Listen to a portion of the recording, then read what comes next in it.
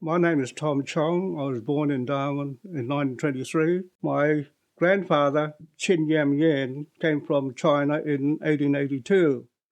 And my father, Pak Chong, known as Joseph, was born in 1898.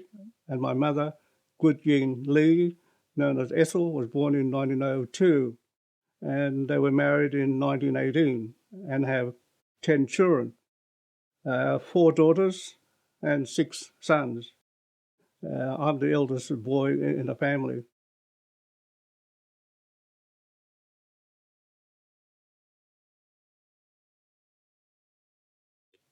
Dad and his brother started a business in the bottom end of Cavendish Street, a general store. In 1927, he moved out of that part of Chinatown and built a new shop about 400 yards down Cavendish Street. He had a very good shop and he had a car. Not many people in Darwin had a car in those days. So we didn't see much of the military at all. We never had much to do with the military. Of course, they had the military at the Oval, which is just past Mitchell on the Esplanade. We see them occasionally, but you didn't see many people at all.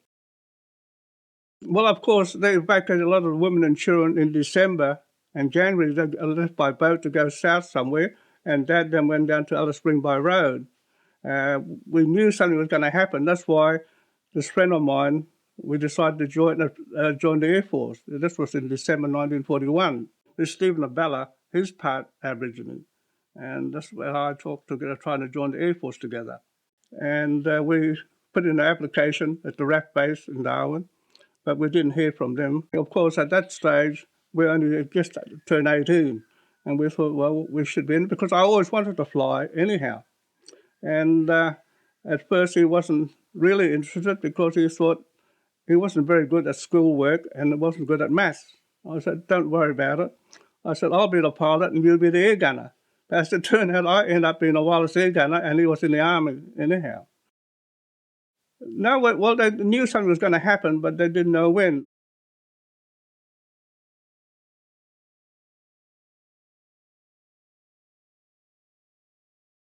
I was working in the public works department as a junior clerk. I was doing a lot of filing or typing invoices and so forth.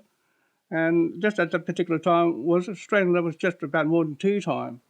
And we heard the siren, and at the same time, we heard the plane flying over. And so we all dashed out to look what was going on, and all of a sudden we saw all these bombs dropping. So we all scattered all over the place. It was very terrifying for it to happen, not knowing where the bomb was going to go. You didn't know what to do in any case, since it's the first time you experienced something like it. Fortunately, of course, it didn't come anywhere near where I was taking shelter. See, when we saw the planes flying over, and then you saw something sparkling, glittering, leaving the plane, we thought, well, because the sun was shining, that was early in the morning, we thought, well, there must be bombs dropping. Well, we've never seen bombs before, so we just assumed it was bomb dropping. And next minute you hear this explosion down at the wharf, and as I said, where the office was only about 500 yards from the wharf, and you could see hear the explosion and the smoke.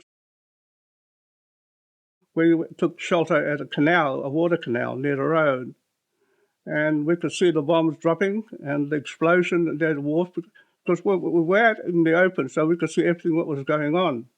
And it was frightening because we didn't know where to go, what we should be doing. Fortunately, the flight path didn't come over where we were taking shelter. It was going just on the other side of it to go to where the post office and the other buildings in Mitchell Street. Towards the oval, it was an oval then where they had the ack guns. The army had the ack guns. They were shooting at the Japanese. But unfortunately, they didn't do much good. And later on, one of the fighters was shooting up the post office, and it came past where the chap and I was taking shelter, and he was flying that low. You could see the pilot, with his helmet and so forth. And he looked at us, and he pointed at us and said, more or less, say, well, I'll get you when I come back. And of course, we all scattered. After the bombing, well, I decided to go back to my home where I was living out of Chinatown. It's about 400 yards out of main Chinatown. And to see what my uncle was doing, whether he was going to stay there or what we'd intend to do. But he had already left. So then we decided to have lunch. My uncle had a shop there, so we helped ourselves to what was called campfire type of meat thing, and some tinned fruit and asparagus, and had our lunch, and we waited. And while we were waiting, the military police came and said, "What are you doing here?" I said, "We're waiting for my uncle," or Horace's father. He said, "Well, there's nobody there, you better go." And we said, "Where do we go? And how do we go?" He said, "I don't know, you just go." Then around about 3:30, a truck was coming out of Darwin. That's the first time we saw anybody coming out of Darwin, Chinatown. And they had a truckload of their personal stuff with them. And we stopped them and said, "Have you seen Georgia Lee?" which is my cousin's father. He said, "No, there's nobody left in Chinatown." And I said, "Where are you going?" He said, "We're just going." He said, "You better come with us." So we got to the back of the truck. We didn't take anything with us because we didn't know what was happening, what we were going to do. The army took over and said, "All right, who's staying and who's going?" And we'll evacuate whoever wants to go. So we got on the train and we got as far as Larimar, that's the end of the railway line.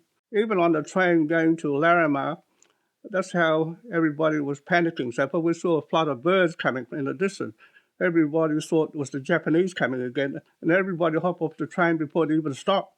But fortunately, of course, it was only a flock of birds. Even when we got to Alice Springs, nobody knew how bad the bombing was in Darwin. Nobody knew about it. The government didn't let anybody know at all. And my parents, living in Alice Springs, they said, "Well, what's happening?" I said, "Well, we had bombed, and they had about 180 odd, Japanese planes on the first raid, and there were about 200 odd people killed." I find I was very fortunate. A lot of things came to me. Although it's bad having a war and so forth, but it helped me a lot. It got me out of Darwin. I would have been only maybe a storekeeper, or I may even be a public servant for the rest of my life, just be an ordinary clerk. The war came, I was learned to fly, and I became an accountant, and my wife was fortunately did a lot of things to help me along in my practice and so forth. So, and I got a nice house here, and beautiful daughters and grandchildren, and I'm very happy.